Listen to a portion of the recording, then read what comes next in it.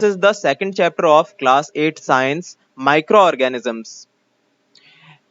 In this chapter we are going to learn about microorganisms and their types. Microorganisms कितने तरह के होते हैं और होते क्या हैं?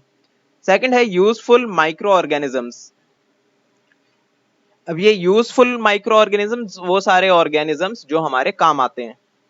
नेक्स्ट है हार्मफुल माइक्रोऑर्गेनिजम्स, मतलब वो माइक्रोऑर्गेनिजम्स जो कि हमें नुकसान पहुंचाते हैं. नेक्स्ट है food spoilage and ways of preserve food, जो खाना खराब हो जाता है उसे बचाने के तरीके. नेक्स्ट है नाइट्रोजन साइकिल, जो हवा में नाइट्रोजन रहती है, मतलब 78% जो हवा में नाइट्रोजन है वो कैसे बरकरार रहती है और उसका जो है रोल क्या है फूड बनाने में प्लांट्स के. तो देखिए स्टूडेंट्स यहाँ क्या लिखा हुआ है, microorganisms are tiny living things that can not be seen with naked eyes, मतलब नंगी आंखों से उन्हें देखा नहीं जा सकता. देखिए इसका मैं एग्जांपल दूं आपको, जैसे कि हम जो है जिंदा चीजें हैं, जिंदा जीव जंतुओं में आते हैं हम भी, है ना. और पर हम काफी बड़े साइज में होते हैं, आसानी से देखे जा सकते हैं इंसानों द्वारा. हमसे छोटे जो है जीव जंतु क्या होते हैं, जैसे कॉकरोच वगैरह, वो भी जिंदा चीजें हैं पर बहुत छोटी हैं.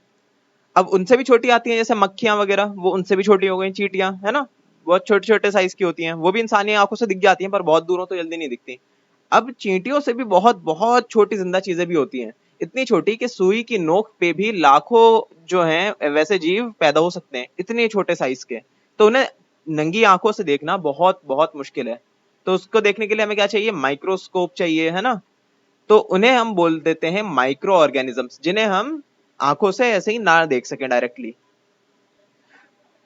और ये देखिए यहाँ पे क्या लिखा हुआ है, ये चीजें जो है हमारे हर तरफ मौजूद हैं, ठीक है. Present everywhere in the environment, जैसे कि मिट्टी के अंदर पाए जाते हैं, एयर में भी पाए जाते हैं, जो हम सांस ले रहे हैं उसमें भी माइक्रो ऑर्गेनिजम्स है, जिंदा जीव जंतु. यहाँ तक कि हमारी बॉडी के अंदर भी है बहुत सारे माइक्रो ऑर्गेनिज्म जिसकी वजह से हम जी पा रहे हैं.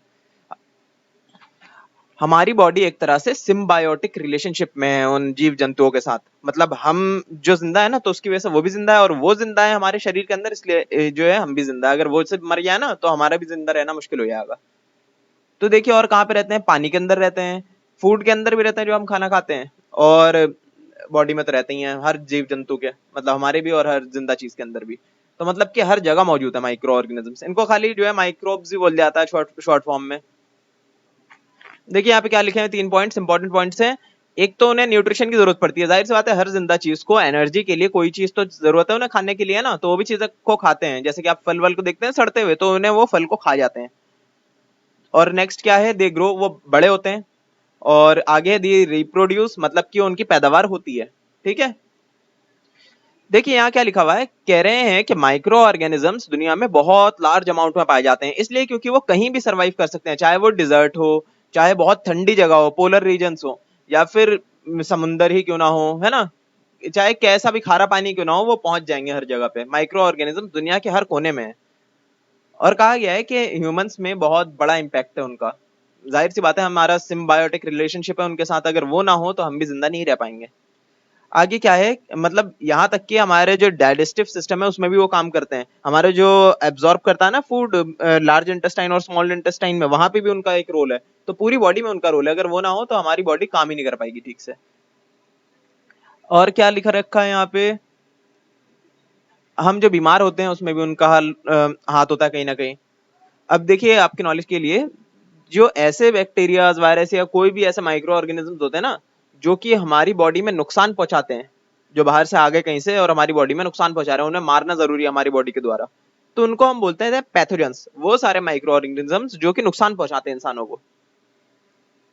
आगे देख लिए क्या है, देखिए इन्होंने एक एक्टिविटी दे रखी है. क्या है इस एक्टिविटी में, कह रहे हैं कि आप जो है ना एक पानी का सैंपल ले लिए किसी तालाब से या कहीं से भी, आप पीने का पानी उठा लिए कहीं से भी उठा लिए, आप उसको जो है आप माइक्रोस्कोप के अंदर रखिए उस पानी को, और माइक्रोस्कोप से आप उसे ऑब्जर्व करिए. आप क्या देखेंगे उसके अंदर, तो हम उसके अंदर ये देखेंगे कि छोटे छोटे कीड़े, बहुत ही टाइनी जो है कीड़े हमें दिखेंगे उसमें मूव करते हुए, है ना.